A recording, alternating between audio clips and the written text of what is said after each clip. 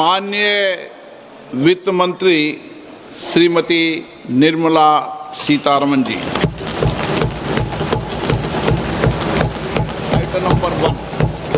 Item number one. Sir, with your permission, I rise to lay on the table a copy each of the following papers, Hindi and English versions, under Article 281 of the Constitution, Report for 2026 to 2031, Volume 1, Main Report of the 16th Finance Commission. 2. Report for 2026-2031, Volume 2, Annexures of the 16th Finance Commission. Number 3, explanatory memorandum as to the action taken on the recommendations contained in the above report. Item number 2, माननीय वित्त मंत्री Nirmala Sitharaman ji.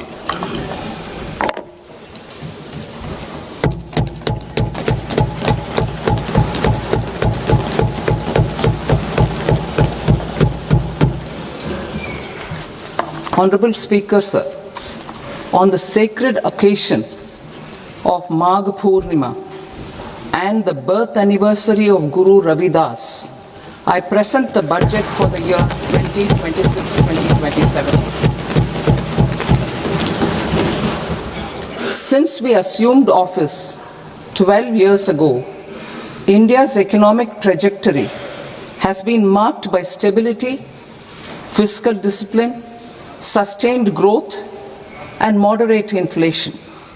This is the result of conscious choices we have made, even in times heightened uncertainty and disruption. Our government, led by Honorable Prime Minister Modi, has decisively and consistently chosen action over ambivalence, reform over rhetoric, and people over populism. We have pursued far-reaching structural reforms, fiscal prudence and monetary stability, whilst maintaining a strong thrust on public investment. Keeping Atmanirbharta as a lodestar, we have built domestic manufacturing capacity, energy security, and reduced critical import dependencies. Simultaneously, we have ensured that citizens benefit from every action of the government, undertaking reforms to support employment generation, agricultural productivity, household purchasing power, and universal services to people.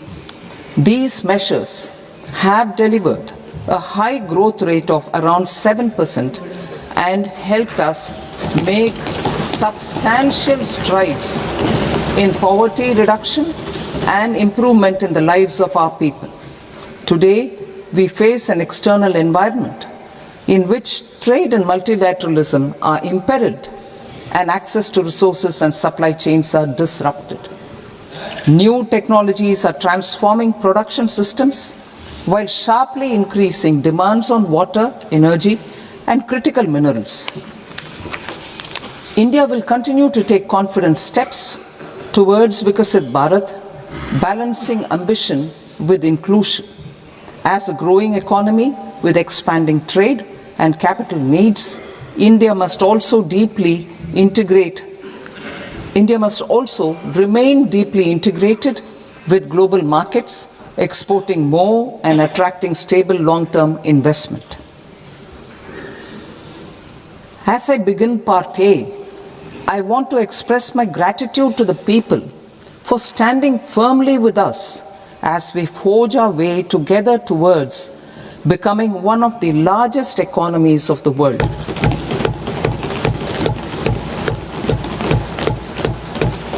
Our aim is to transform aspiration into achievement and potential into performance as we ensure that the dividends of growth reach every farmer, the scheduled caste, the scheduled tribes, the nomads, the youth, the poor, and the women. In Vikasit Bharat Young Leaders Dialogue 2026, several innovative ideas were shared with our Prime Minister, which have inspired many of the proposals, making this a unique Yuva Shakti driven budget. Our government's sankalp is to focus on our poor, underprivileged and the disadvantaged. To deliver on this sankalp, and given that this is the first budget prepared in Kartavya Bhavan, we are inspired by three Kartavya. Our first Kartavya is to accelerate and sustain economic growth by enhancing productivity and competitiveness and building resilience to volatile global dynamics. Our second Kartavya is to fulfill aspirations of our people and build their capacity, making them strong partners in India's path to prosperity. Our third Kartavya, aligned with our vision of Sabka Saath, Sabka Vikas, is to ensure that every family, community, region and sector has access to resources, amenities and opportunities for meaningful participation. This threefold approach requires a supportive ecosystem. The first requirement is to sustain the momentum of structural reforms, continuous, adaptive and forward-looking. Second, a robust and resilient financial sector is central to mobilizing savings, allocating capital efficiently and managing risks. Third, cutting-edge technologies, including AI applications, can serve us as force multipliers for better governance. Reform Express. Our government has undertaken comprehensive reforms towards creating employment, boosting productivity, and accelerating growth. After the Prime Minister's announcement on Independence Day in 2025, over 350 reforms have been rolled out. This includes GST simplification, notification of labor codes, and rationalization of mandatory quality control orders. High-level committees have been formed, and in parallel, the central government is working with the state governments on deregulation and reducing compliance requirements. The Reform Express is well on its way and will maintain its momentum to help us fulfill our Kartavya. I now move to specific proposals. Under our first Kartavya, to accelerate and sustain economic growth, I propose interventions in 6 areas. 1. Scaling up manufacturing in 7 strategic and frontier sectors. 2. Rejuvenating legacy industrial sectors. 3. Creating champion MSMEs. 4. Delivering a powerful push for infrastructure. 5. Ensuring long-term security and stability. And 6. Developing city economic regions. Scaling up of manufacturing in 7 strategic and frontier sectors. Biopharma Shakti, meaning biopharma strategy for health advancement through knowledge, technology and innovation. India's disease burden is observed to be shifting towards non-communicable diseases like diabetes, cancer and autoimmune disorders. Biologic medicines are key to longevity and quality of life at affordable costs. To develop India as a global biopharma manufacturing hub,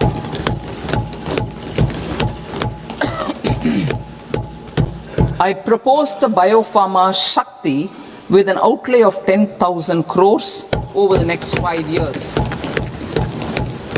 This will build the ecosystem for domestic production of biologics and biosimilars. The strategy will include a biopharma focused network with 3 new national institutes of pharmaceutical education and research, popularly known as NIPERS, and upgrading 7 existing ones. It will also create a network of 1,000 accredited India clinical trials sites. We propose to strengthen the Central Drug Standard Control Organization to meet global standards and approve timeframes through and approval timeframes through a dedicated scientific review cadre and specialists. India's semiconductor mission 1.0 expanded India's semiconductor sector capabilities. Building on this, we will launch ISM 2.0 to produce equipment and materials, design full-stack Indian IP, and fortify supply chains. We will also focus on industry-led research and training centers to develop technology and skilled workforce. The Electronics Components Manufacturing Scheme, launched in April 2025 with an outlay of 22,919 crores, already has investment commitments at double the targets. We propose to increase the outlay to 40,000 crores to capitalize on this momentum.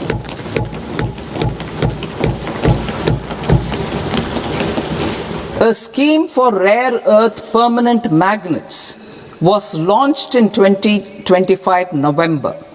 We now propose to support the mineral-rich states of Odisha, Kerala, Andhra Pradesh and Tamil Nadu to establish dedicated rare earth corridors to promote mining, processing, research and manufacturing. To enhance domestic chemical production and reduce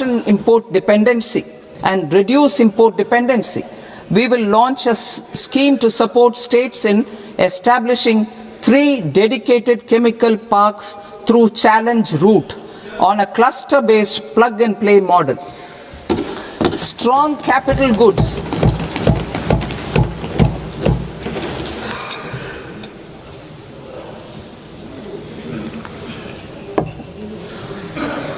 Strong capital goods capability is a determinant of productivity and quality across different sectors. Towards building this capacity, I propose the following. High-tech tool rooms will be established by central public sector enterprises at 2 locations as digitally enabled automated service bureaus that locally design, test and manufacture high-precision components at scale and at lower cost. 2. A scheme for enhancement of construction and infrastructure equipments will be introduced to strengthen domestic manufacturing of high value and technologically advanced CIE. This can range from lifts in a multi-storied apartment or firefighting equipment in multiplexes, large or small, and to tunnel boring equipments for building metros and high-altitude roads. I also propose a scheme for container manufacturing to create a globally competitive container manufacturing ecosystem with a budgetary allocation of 10,000 crores over a 5-year period. For the labor-intensive textile sector, I propose an integrated program with 5 subparts. 1. The National Fiber Scheme for self-reliance in natural fibers, such as silk, wool and jute, man-made fibers and new age fibers. Textile expansion and employment scheme to modernize traditional clusters with capital support for machinery, technology upgradation and common testing and certification centers.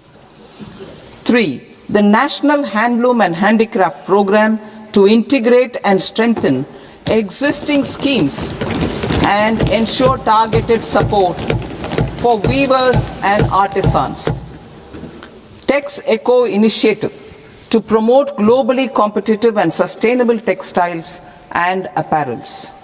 Samarth 2.0 to modernize the upgrade the textile skilling ecosystem through collaboration with industry and academic institutions. Further, I propose to set up mega textile parks in challenge mode. They can also focus on bringing value addition to technical textiles. I propose to launch the Mahatma Gandhi Gram Swaraj initiative to strengthen khadi, handloom and handicrafts. This will help in global market linkage and branding. It will streamline and support training, skilling, quality of process and production. This will benefit our weavers, village industries, one district, one product ODOP initiative and also our rural youth. India has the potential to emerge as a global hub for high quality, affordable sports goods. I propose a dedicated initiative for sports goods that will promote manufacturing, research and innovation in equipment design as well as material sciences. Rejuvenation of legacy industrial clusters. I propose to introduce a scheme to revive 200 legacy industrial clusters to improve their cost competitiveness and efficiency through infrastructure and technology upgradation. Creating champion SMEs and supporting micro enterprises. Recognizing MSMEs as a vital engine of growth, I propose a three-pronged approach to help them grow as champions. Equity support. I propose to introduce a dedicated 10,000 crores SME growth fund to create future champions, incentivizing enterprises based on select criteria. I also propose to top up the Self-Reliant India Fund set up in 2021 with 2,000 crores to continue support to micro enterprises and maintain their access to risk capital. Liquidity support. With TREDS, more than 7 lakh crore has been made available to MSMEs.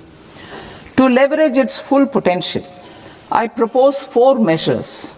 1. Mandate TREDS as the transaction settlement platform for all purchases from MSMEs by CPSEs, serving as a benchmark for other corporates.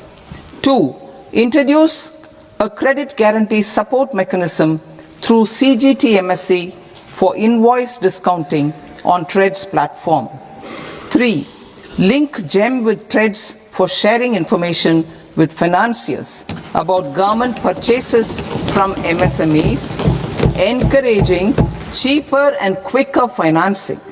4. Introduce TREDS receivables as asset-backed securities, helping develop a secondary market, enhancing liquidity and settlement of transactions.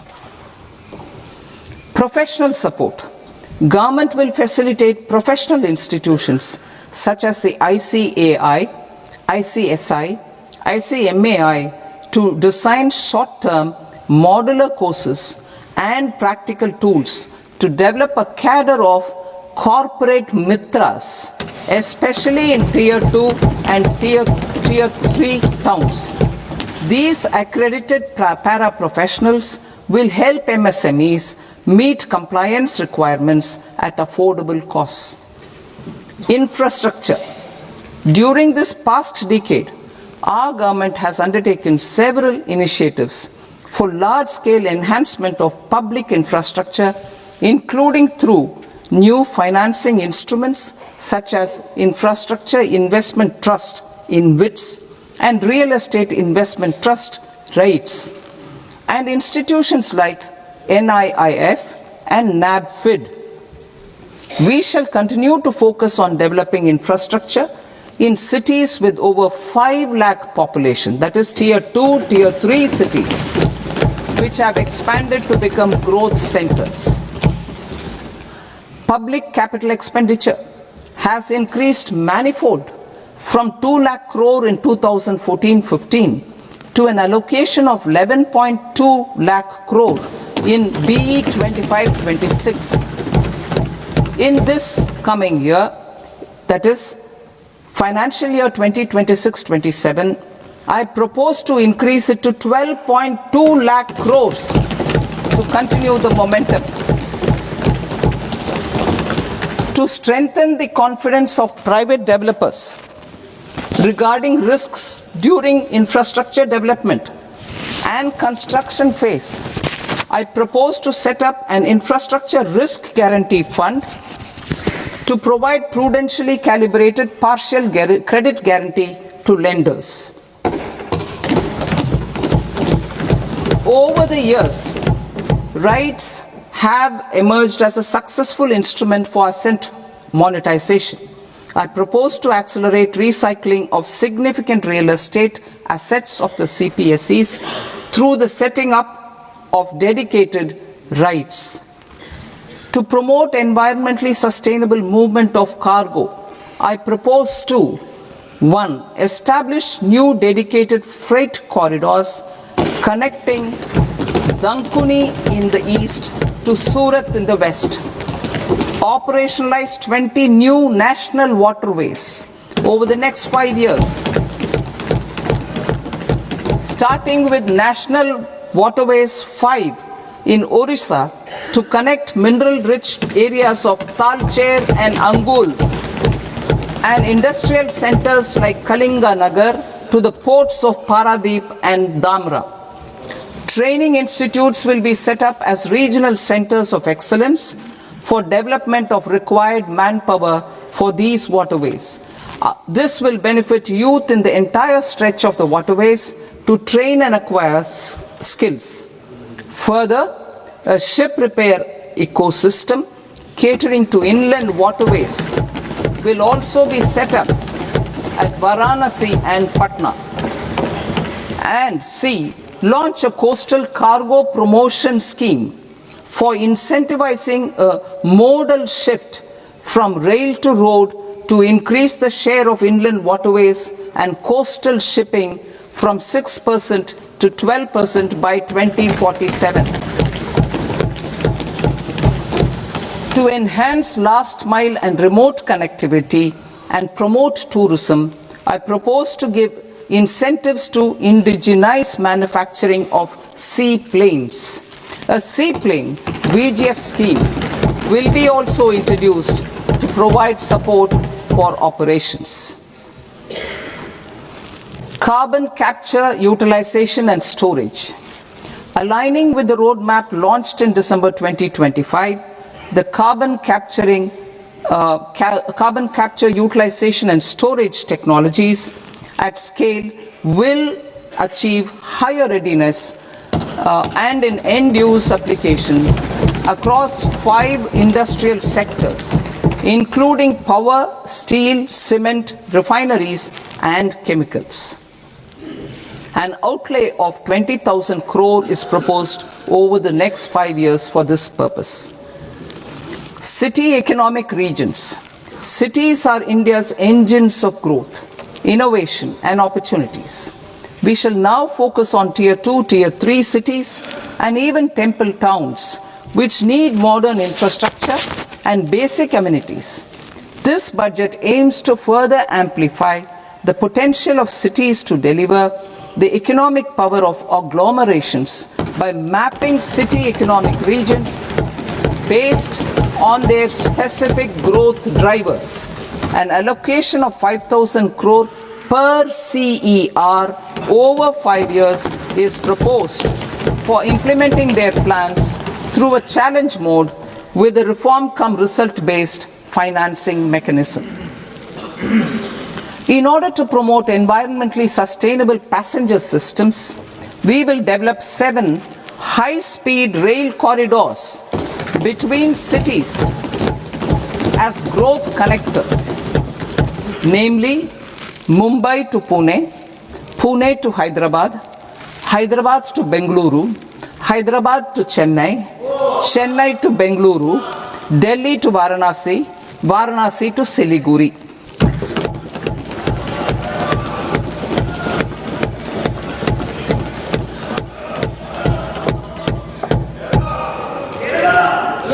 Financial sector. The Indian banking sector today is characterized by strong balance sheet, historic highs in profitability, improved asset quality, and coverage exceeding 98% of villages in the country. At this juncture, we are well placed to futuristically evaluate the measures needed to continue on the path of reform-led growth of this sector. I propose setting up a high-level committee on banking for Vikasit Bharat. High-level committee on banking for Vikasit Bharat to comprehensively review the sector and align it with India's next phase of growth, while safeguarding financial stability, inclusion, and consumer protection. The vision for NBFCs for Vikasit Bharat has been outlined with clear targets for credit disbursement and technology adoption in order to achieve scale and improve efficiency in the public sector NBFCs. As a first step, it is proposed to restructure the Power Finance Corporation and Rural Electrification Corporation. I propose a comprehensive review of the foreign exchange management non-debt instruments rules to create a more contemporary, user-friendly framework for foreign investments consistent with India's evolving economic priorities. Corporate bond market. I propose to introduce a market-making framework with suitable access to funds and derivatives on corporate bond indices. I also propose to introduce total return swaps on corporate bonds. Municipal bonds. To encourage the issuance of municipal bonds of higher value by larger cities, I propose an incentive of 100 crore rupees for a single bond issuance. 100 crore rupees for a single bond issuance of more than 1,000 crore. The current scheme under Amrit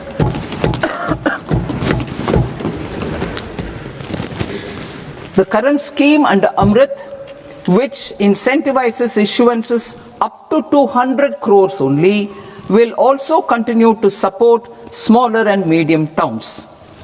That will also continue to support the smaller and medium towns. Ease of doing business.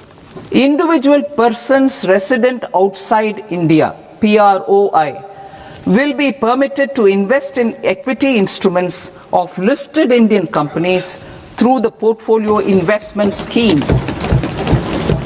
It is also proposed to increase the investment limit for an individual PROI under the scheme from 5% to 10%, with an overall investment limit for all individual PROIs to 24% from the current 10%. Emerging technologies including AI. 21st century is technology driven. Adoption of technology is for the benefit of all people. Farmers in the field, women in STEM, youth keen to upskill, and Divyangjan to access newer opportunities. The government has taken several steps to support new technologies through AI Mission, National Quantum Mission, Anusandhan National Research Fund, and Research and Development and Innovation Fund. Our second kartavya is to fulfill aspirations and build capacities. Close to 25 crore individuals have come out of multi-dimensional poverty through a decade of our government's sustained and reform-oriented efforts.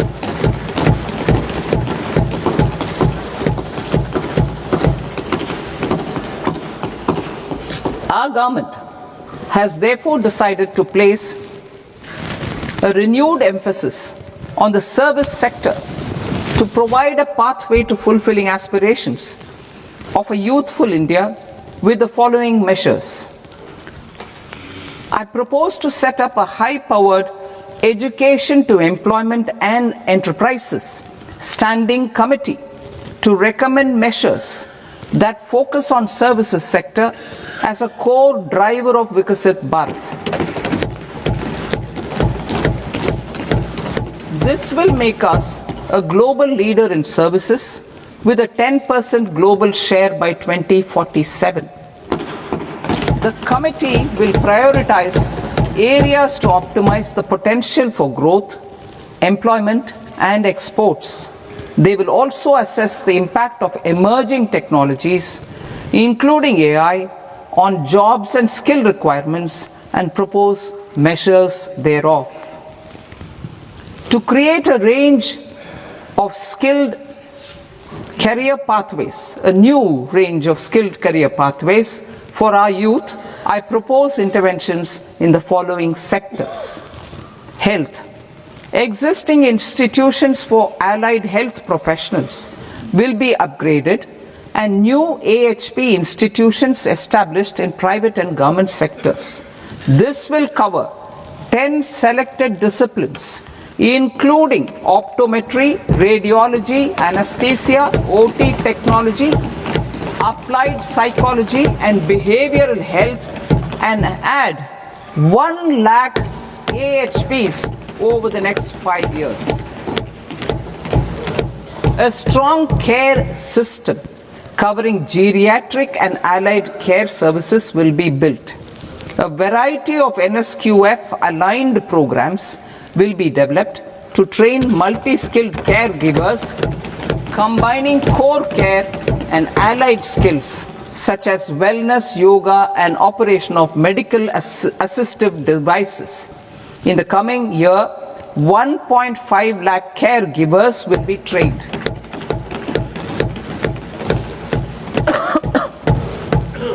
Hubs for medical value tourism. To promote India as a hub for medical tourism services, I propose to launch a scheme to support states in establishing 5 regional medical hubs in partnership with the private sector. These hubs will serve as integrated healthcare complexes that combine medical, educational, and research facilities. They will have Ayush centers, medical value tourism facilitation centers, and infrastructure for diagnostics, post-care, and rehabilitation. These hubs will provide diverse opportunities, job opportunities for health professionals, including doctors and AHPs. Ancient Indian yoga, already respected in several parts of the world, was given a mass global recognition when Honorable Prime Minister took it to the UN. Post-COVID, Ayurveda gained a similar global acceptance and recognition. Exporting quality Ayurveda products helps farmers who grow the herbs and youth who process the products. To meet growing global demand, a few more steps are being taken. I propose to 1. Set up 3 new All India Institutes of Ayurveda. 2. Upgrade Ayush pharmacies and drug testing labs for higher standards of certification ecosystem and make available more skilled personnel. 3. Upgrade the WHO Global Traditional Medicine Center in Jamnagar to bolster evidence-based research, training, and awareness for traditional medicine. Animal husbandry. Livestock contributes to close to 16% of farm income, including of poor and marginal households. To scale up availability of veterinary professionals by more than 20,000, I propose to roll out a loan-linked capital subsidy support scheme for establishment of veterinary and para-veterinary colleges, veterinary hospitals, diagnostic laboratories, and breeding facilities in private sector. Collaboration between Indian and foreign institutions will also be facilitated. Orange economy. India's animation, visual effects, gaming and comics sector, AVGC sector, is a growing industry projected to require 2 million professionals by 2030. I propose to support the Indian Institute of Creative Technologies, Mumbai, in setting up AVGC content creator labs in 15,000 secondary schools all over the country and 500 colleges. The Indian design industry is expanding rapidly, and yet there is a shortage of Indian designers. I propose to establish, through Challenge Route, a new National Institute of Design to boost design education and development in the eastern region of India. Education. Our government will support states through Challenge Route in creating 5 university townships in the vicinity of major industrial and logistics corridors. These planned academic zones will host multiple universities, colleges and research institutions, skill centers and residential complexes. In higher education, STEM institutions, prolonged hours of study and laboratory work pose some challenges for girl students. Through VGF, Viability Gap Funding and capital support, one girls' hostel will be established in every district.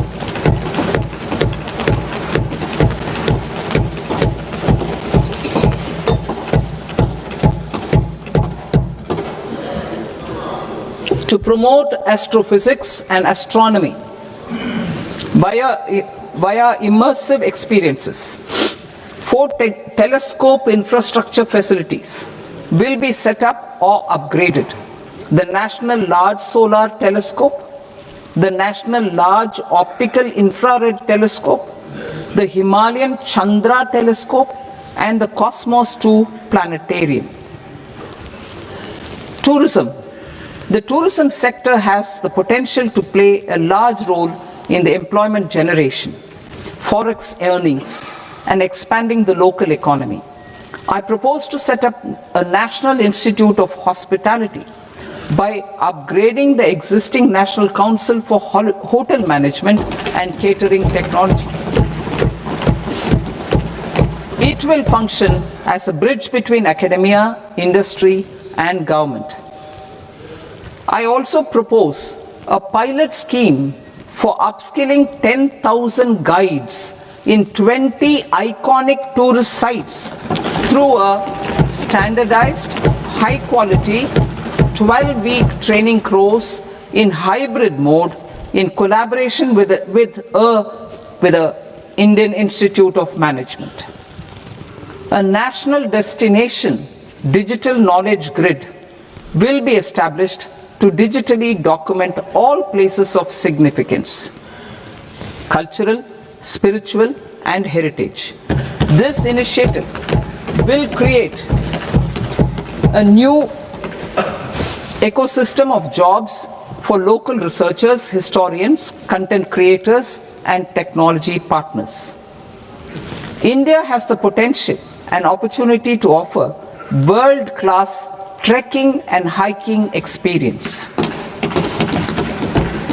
We will develop ecologically sustainable mountain trails in Himachal Pradesh, Uttarakhand, and Jammu Kashmir. Also in Araku Valley in the Eastern Ghats and Podigai Malai in the Western Ghats. Turtle trails along key nesting sites in the coastal areas of Odisha, Karnataka and Kerala. And 3 bird watching trails along the Pulikat Lake in Andhra Pradesh, Tamil Nadu. It's on the border. Under the visionary leadership of Honorable Prime Minister, we established the International Big Cat Alliance in 2024. This year, India is hosting the first ever Global Big Cat Summit, where heads of governments and ministers from 95 range countries will deliberate on collective strategies for conservation. Heritage and culture tourism. I propose to develop 15 archaeological sites, including Lothal, Dolavira, Rakhi Gadi, Adichanallur, Saranath, Hastinapur, and Leh Palace into vibrant experiential cultural destinations. Excavated landscapes will be open to the public through curated walkways. Immersive storytelling skills and technologies will be introduced to help conservation labs, interpretation centers, and guides. The sports sector provides multiple means of employment, skilling, and job opportunities.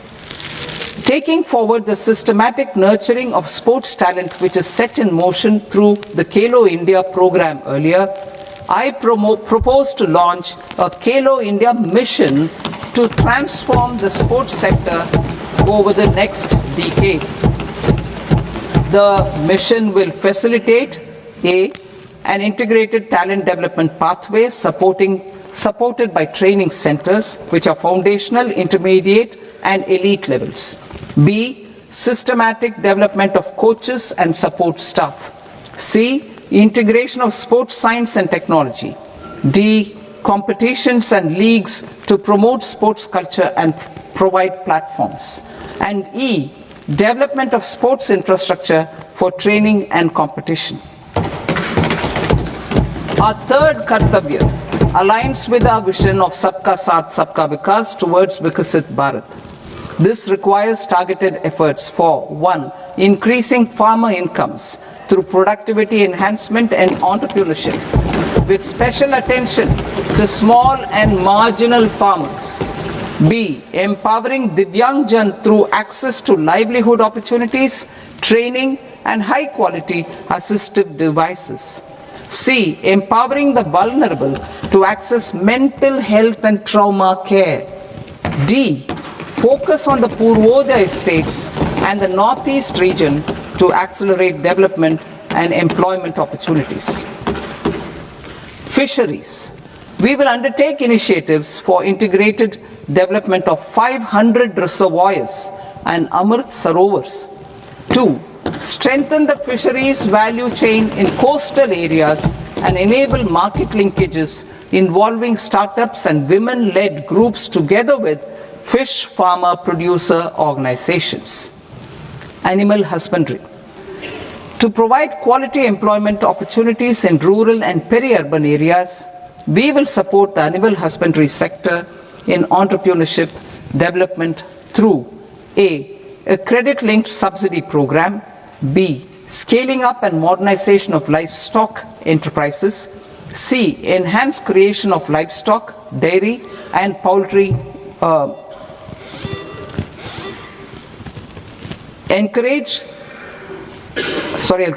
enhanced creation of livestock, dairy, and poultry-focused integrated value chains, and D, encourage creation of livestock farmer-producer organizations. High-value agriculture.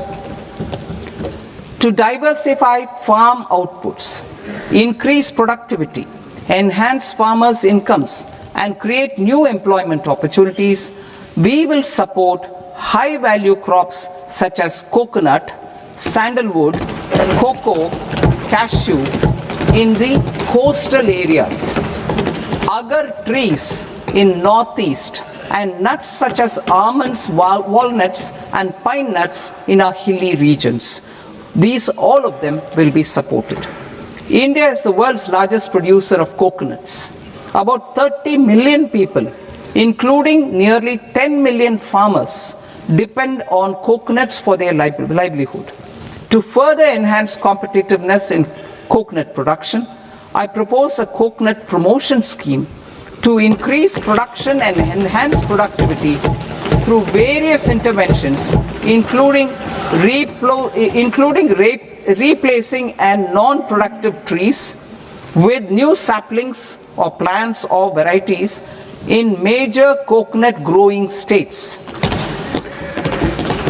A dedicated program is proposed for Indian cashew and cocoa to make India self-reliant in raw cashew and coconut production and processing, enhance export competitiveness, and transform Indian cashew and Indian cocoa into premium global brands by 2030.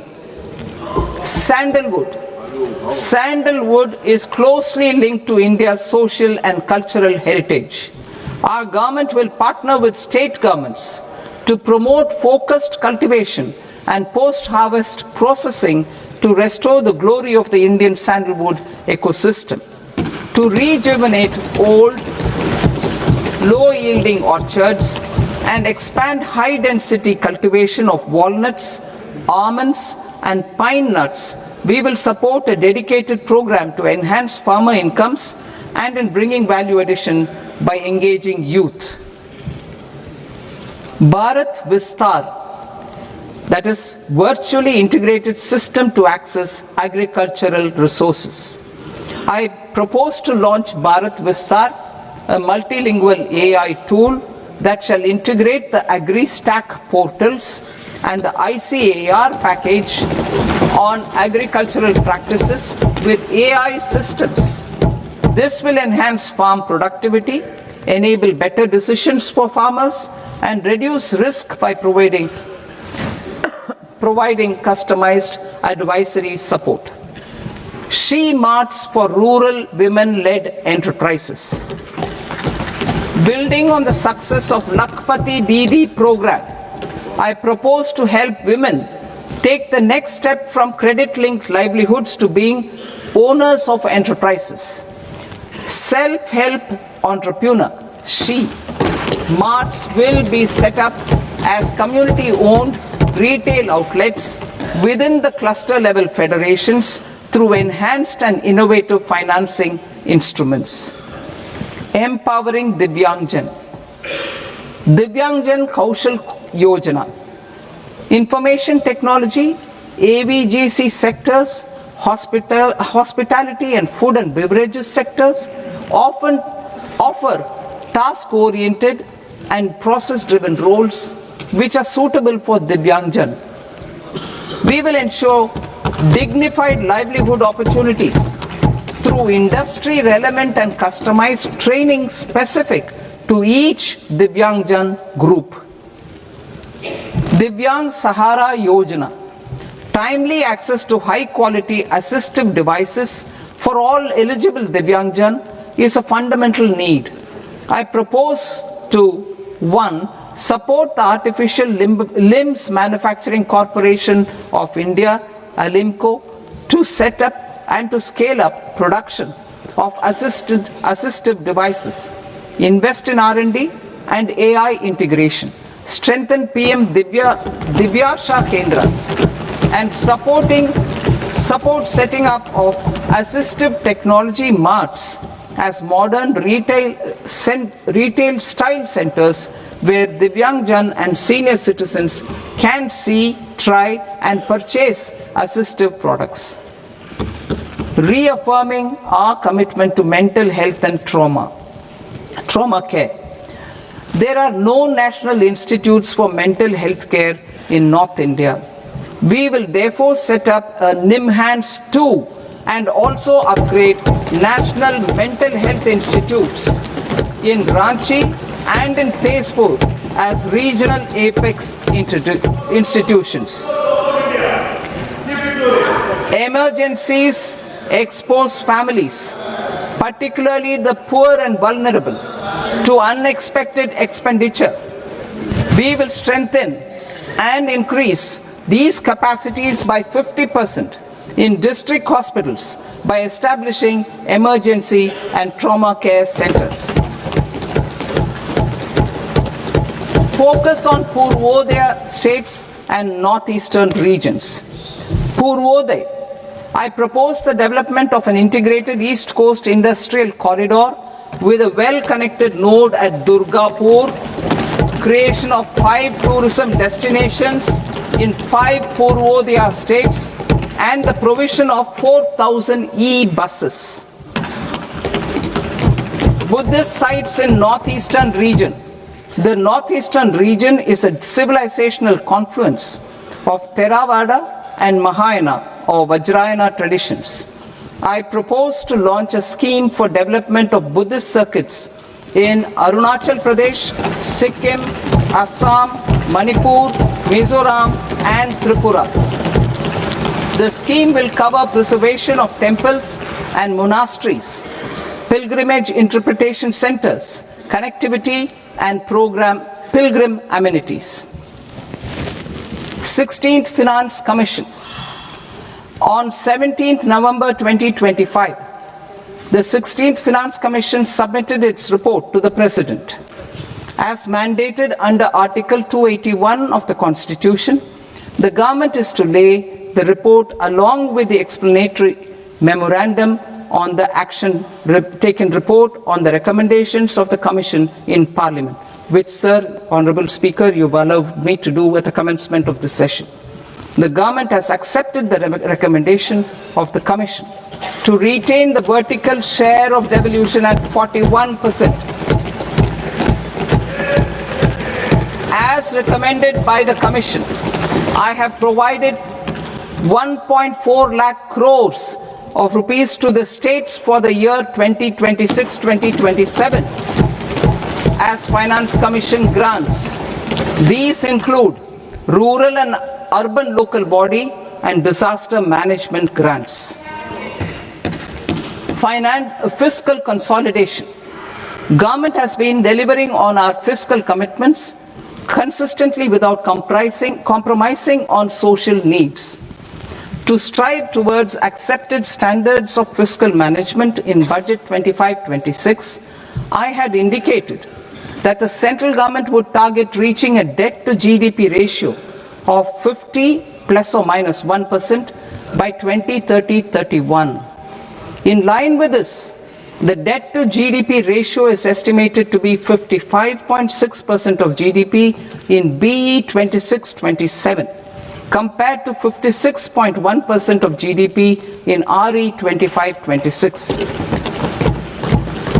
A declining debt to GDP ratio will gradually free up resources for priority sector lending and expenditure by reducing the outgo on interest payments. One of the main operational instruments for debt targeting is the fiscal deficit. I am happy to inform this august House that I fulfilled my commitment made in 2021-2022 to reduce fiscal deficit below 4.5% of GDP by 25-26. In RE 25-26, the fiscal deficit has been estimated at par with BE of 2025-26 at 4.4% of GDP. In line with the new fiscal prudence path of debt consolidation, the fiscal deficit in BE 26-27 is estimated to be 4.3% of the GDP.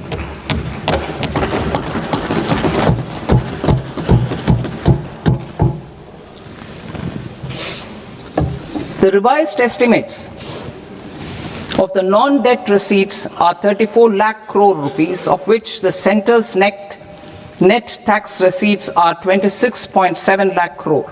The revised estimate of the total expenditure is 49.6 lakh crore rupees, of which the capital expenditure is about 11 lakh crores.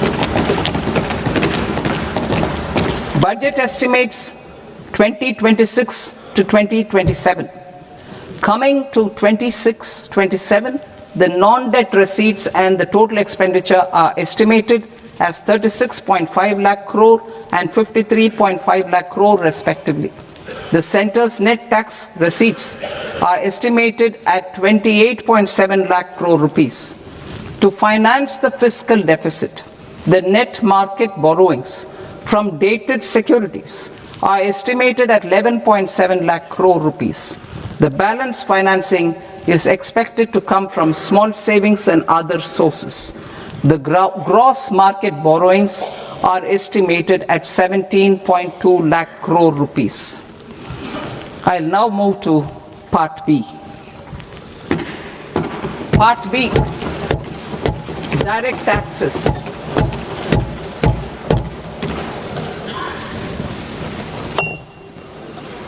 Honorable Speaker, sir, I now present my proposals on direct taxes.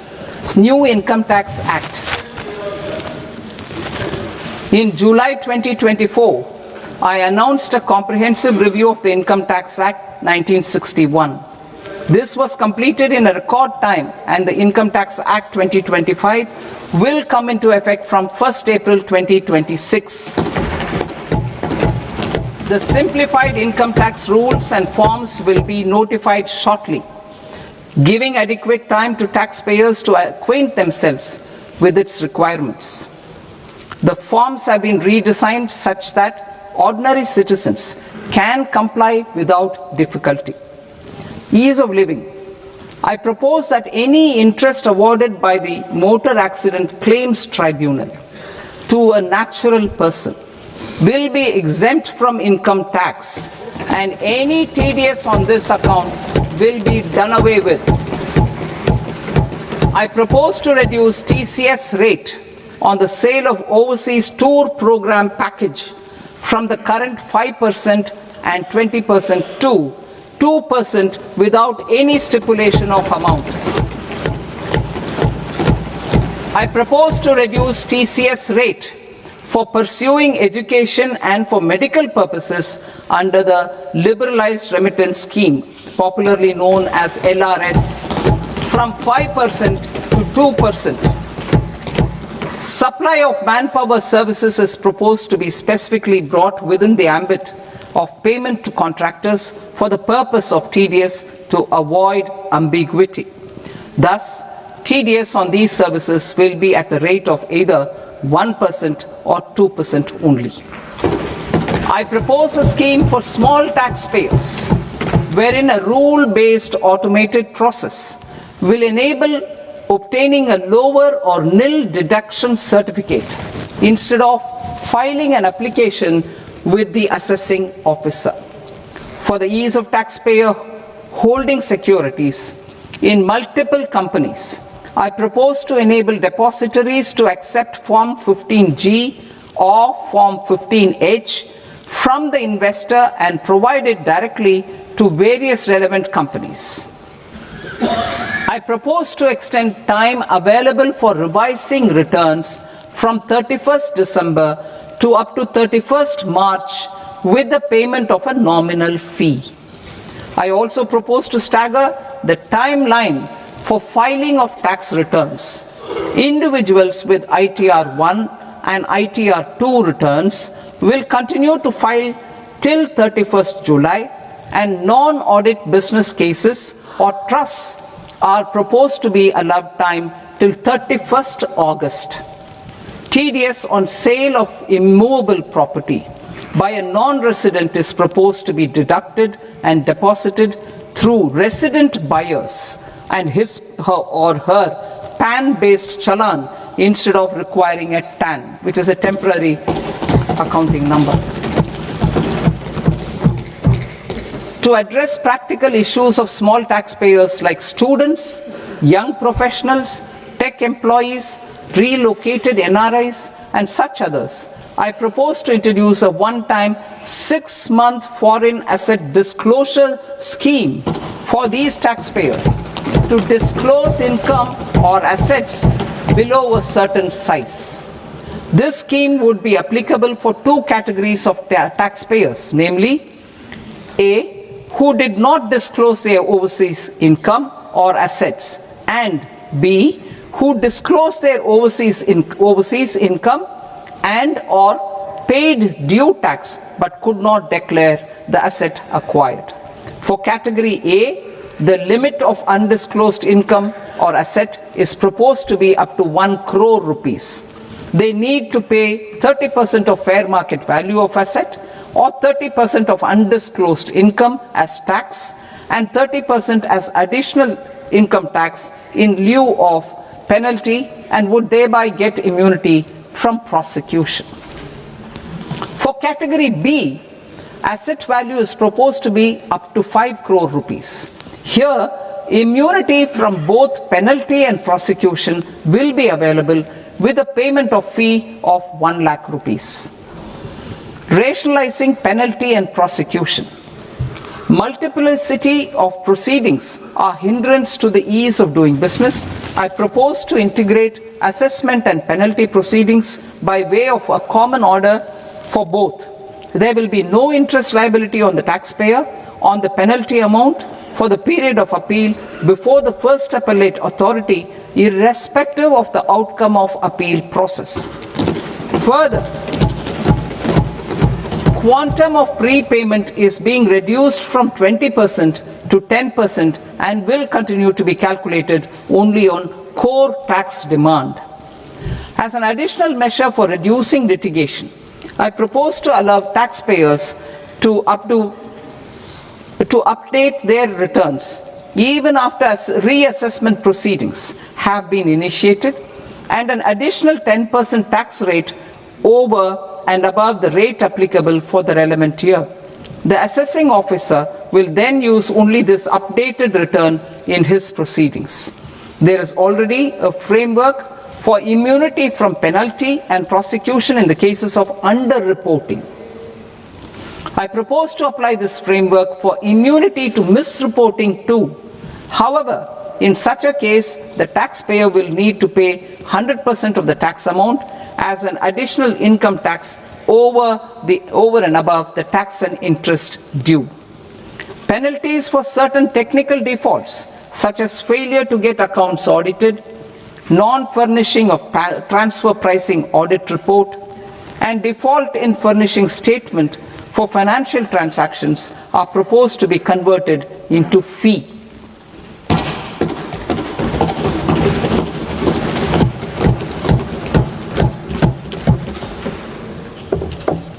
I propose to rationalize prosecution framework under Income Tax Act while maintaining a careful balance for deterrence in some serious offence. Non-production of books of account and documents and requirement of TDS payment where payment is made in kind are being decriminalized. Further, minor offences will attract fine only. The remaining prosecutions will be graded commensurate with the quantum of offence. They will entail only simple imprisonment with maximum imprisonment reduced to 2 years and power to courts to convert even those into fines. There is no penalty. There is no penalty presently for non-disclosure of non-immovable foreign assets with aggregate value less than 20 lakh rupees. I propose to also provide them with immunity from prosecution with retrospective effect from 1/10/2024.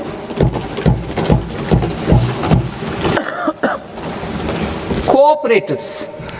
Deduction is already allowed to a primary cooperative society engaged in supplying milk, oilseeds, fruits or vegetables raised or grown by its members. I propose to extend this deduction to also include supply of cattle feed and cotton seed produced by its members. I propose to allow inter-cooperative society dividend income as deduction under the new tax regime to the extent it is further distributed to its members. I further propose to allow exemption for a period of 3 years to dividend income received by a notified national cooperative federation on their investments made in companies up to 31/1/2026. This exemption would be allowed only for dividends further distributed to its member cooperatives. Supporting IT sector as India's growth engine. India is a global leader in software development services, IT-enabled services, knowledge process outsourcing services, and contract R&D services relating to software development.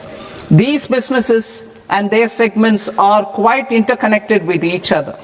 All these services are proposed to be clubbed under a single category of information technology services with a common safe harbor margin of 15.5% applicable to all. The threshold for availing safe harbor for IT services is being enhanced substantially from 300 crore rupees to 2,000 crore rupees. Safe harbor for IT services shall be approved by an automated rule-driven process without any need for tax officer to examine and accept the application. Once applied by an IT services company, the same safe harbor can be continued for a period of 5 years at a stretch at its choice.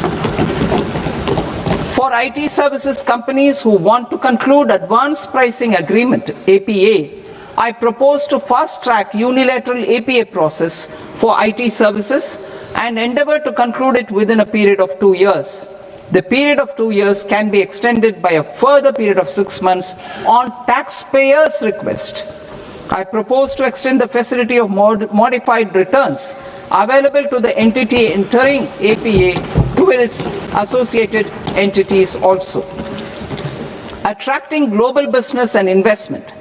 Recognizing the need to enable critical infrastructure and boost investment in data centers, I propose to provide tax holiday till 2047 to any foreign company that provides cloud services to customers globally by using data center services from India. It will, however, need to provide services to Indian customers through an Indian reseller entity. I also propose to provide a safe harbor of 15% on cost in case the company providing data center services from India is a related entity. To harness the efficiency of just-in-time logistics for electronic manufacturing, I propose to provide safe harbor to non-residents for component warehousing in a bonded warehouse at a profit margin of 2% of the invoice value. The resultant tax of about 0.7% will be much lower than in competing jurisdictions. To provide fillip to toll manufacturing in India, I propose to provide exemption from income tax for 5 years to any non-resident who provides capital goods, equipment, or tooling to any toll manufacturer in a bonded zone. To encourage vast pool of global talent to work in India for a longer period of time, I propose to provide exemption to global, non-India sourced income of a non-resident expert for a stay period of 5 years under notified schemes. I propose to provide exemption from minimum alternate tax, the MAT, to all non-residents who pay tax on presumptive basis. Tax administration. I propose to constitute a joint committee of Ministry of Corporate Affairs and Central Board of Direct Taxes for incorporating the requirements of income computation and disclosure standards, the ICDS, in the Indian Accounting Standards Ind AS itself. Separate accounting requirement based on ICDS will be done away with from the tax year 27-28. To support Prime Minister Modi's vision of homegrown accounting and advisory firms to become global leaders, I propose to rationalize the definition of accountant for the purposes of safe harbor rules. Other tax proposals. Change in taxation of buyback was brought in to address the improper use of buyback route by promoters. In the interest of minority shareholders, I propose to tax buyback for all types of shareholders as capital gains. However, to disincentivize misuse of tax arbitrage, promoters will pay an additional buyback tax. This will make effective tax 22% for corporate promoters. For non-corporate promoters, the effective tax will be 30%. TCS rate for sellers of specific goods, namely alcoholic liquor, scrap and minerals, will be rationalized to 2%, and that on tendu leaves will be reduced from 5% to 2%. I propose to raise the STT on futures to 0.05% from the present 0.02%. STT on options premium and exercise of options are both proposed to be raised to 0.15% from the present rate of 0.1% and 0.125% respectively. We reformed the taxation landscape for corporates in 2019 by providing them a simplified regime with lower tax rate so that they could productively focus on business rather than on claim of deductions and exemptions. To encourage companies to shift to the new regime, set off of brought forward MAT credit, minimum alternate tax credit, is proposed to be allowed to companies only in the new regime. Set off using available MAT credit is proposed to be allowed to an extent of 1/4 of the tax liability in the new regime. MAT is proposed to be made final tax, so there will be no further credit accumulation from 1st April 2026. In line with this change, the rate of final tax is being reduced to 14% from the current MAT rate of 15%. The brought forward MAT credit of taxpayers accumulated till 30th March 2026 will continue to be available to them for set off as above. Indirect taxes. I shall now take up proposals related to indirect taxes. My proposals for customs and central excise aim to further simplify the tariff structure, support domestic manufacturing, promote export competitiveness, and correct inversion in duty. To continue weeding out long continuing customs duty exemptions, I propose to remove certain exemptions on items which are being manufactured in India or where the imports are negligible. Similarly, to further simplify the process of ascertaining the rate of duty applicable on a particular item, I propose to incorporate certain effective rates in various customs notifications to the tariff schedule itself. I shall now take up sector-specific proposals. Promotion of exports of marine, leather, and textile products. I propose to increase the limit for duty-free imports of specified inputs used for processing seafoods for export from the current 1% to 3% of FOB value of the previous year's export turnover. I also propose to allow duty-free imports of specified inputs, which is currently available for exports of leather or synthetic footwear, to exports of shoe uppers as well. I propose to extend the time period for export of final product from the existing 6 months to 1 year for exporters of leather or textile garments, leather or synthetic footwear, and other leather products. Energy transition and security. I propose to extend the basic customs duty exemption given to capital goods used for manufacturing lithium-ion cells for batteries to those used for manufacturing lithium-ion cells for battery energy storage systems also. I propose to exempt basic customs duty on import of sodium antimonate for use in manufacture of solar glass. Nuclear power. I propose to extend the existing basic customs duty exemption on imports of goods required for nuclear power projects till the year 2035 and expand it for all nuclear plants irrespective of their capacity. Critical minerals. It is proposed to provide basic customs duty exemption to the import of capital goods required for the processing of critical minerals in India. Biogas blended CNG. I propose to exclude the entire value of biogas while calculating the central excise duty payable on biogas blended CNG. Civil and defense aviation.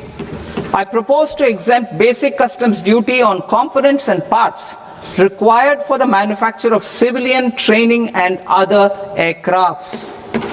It is proposed to exempt basic customs duty on raw materials imported for the manufacture of parts of aircraft to be used in maintenance, repair, or overall requirements by units in the defense sector.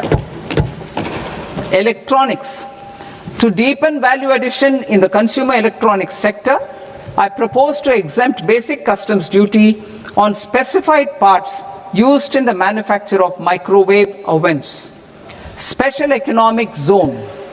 To address the concerns arising about utilization of capacity by manufacturing units in the special economic zones due to global trade disruptions, I propose as a special one-time measure to facilitate sales by eligible manufacturing units in SEZs to the domestic tariff area at concessional rates of duty. The quantity of such sales will be limited to a prescribed proportion of their exports. Necessary regulatory changes will be undertaken to operationalize the measures while ensuring level playing field for the units working in the DTA. Ease of living. To rationalize the customs duty structure for goods imported for personal use, I propose to reduce the tariff rate on all dutiable goods imported for personal use from 20% to 10%. To provide relief to patients, particularly those suffering from cancer, I propose to exempt basic customs duty on 17 drugs or medicines. I propose also to add 7 more rare diseases for the purposes of exempting import duties on personal imports of drugs, medicines, and food for special medical purposes used in their treatment. Customs process. India's role and share in the global trade is poised for a major leap in line with our ambition and journey towards Viksit Bharat. In this regard, I propose many measures for custom processes to have minimal intervention for smoother and faster movement of goods and greater certainty to the trade. Trust-based systems. I propose to enhance duty deferral period for Tier 2 and Tier 3 authorized economic operators, known as AEOs, from 15 days to 30 days. I propose to provide eligible manufacturer importers the same duty deferral facility. This should encourage them to get themselves accredited as a full-fledged Tier 3 AEO in due course. To provide greater certainty and for better business planning, I propose to extend validity period of advance ruling binding on customs from the present 3 years to 5 years. In the spirit of the whole of government approach,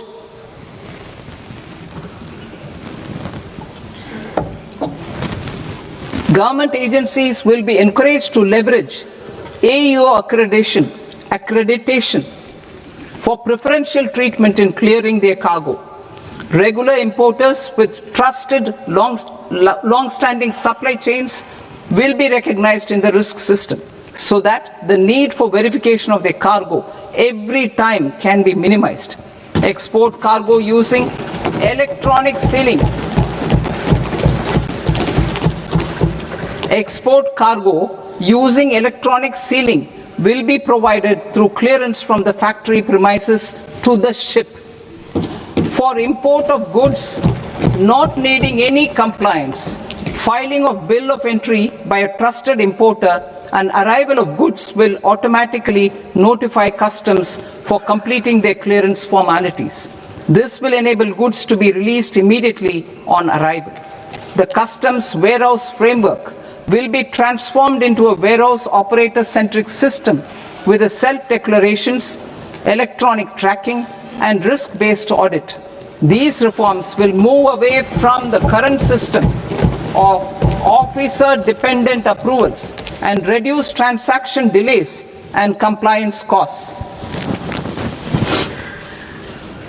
Ease of doing business. Approvals required for cargo clearance from various government agencies will be seamlessly processed through a single and interconnected digital window by the end of the financial year.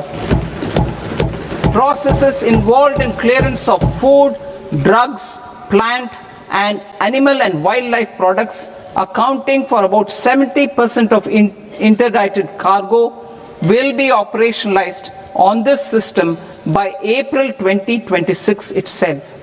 For goods not having any compliance requirement, clearance will be done by customs immediately after online registration is completed by the importer, subject to the payment of duty. Customs integrated system will be rolled out in 2 years as a single integrated and scalable platform for all customs processes.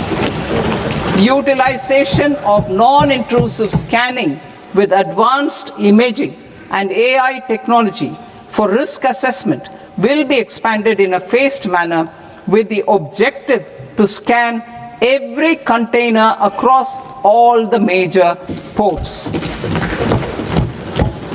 New export opportunities to support Indian fishermen to fully harness the economic value of marine resources beyond our territorial waters. The following measures will be taken. A. Fish catch by an Indian fishing vessel in exclusive economic zone or on the high seas will be made free of duty. Landing of such fish on foreign port will be treated as export of goods. Safeguards will be put in place to prevent misuse during fish catch, transit, or transshipment. To support aspirations of India's small businesses, artisans, and startups to access global markets through e-commerce, I am pleased to announce complete removal of the current value cap of 10 lakh rupees per consignment on courier exports. In addition, handling of rejected and returned consignments will be improved with effective use of technology for identifying such consignments. I propose to revise provisions governing baggage clearance during international travel to address genuine concerns of passengers. The revised rules will enhance duty-free allowances in line with the present-day travel realities and provide clarity in temporary carriage of goods brought in or taken out. There are honest taxpayers who are willing to settle disputes by paying all their dues, but they get deterred due to negative connotation associated with penalty. They will now be able to close cases by paying an additional amount in lieu of penalty. Honorable Speaker, sir, with this I commend the budget to this august House.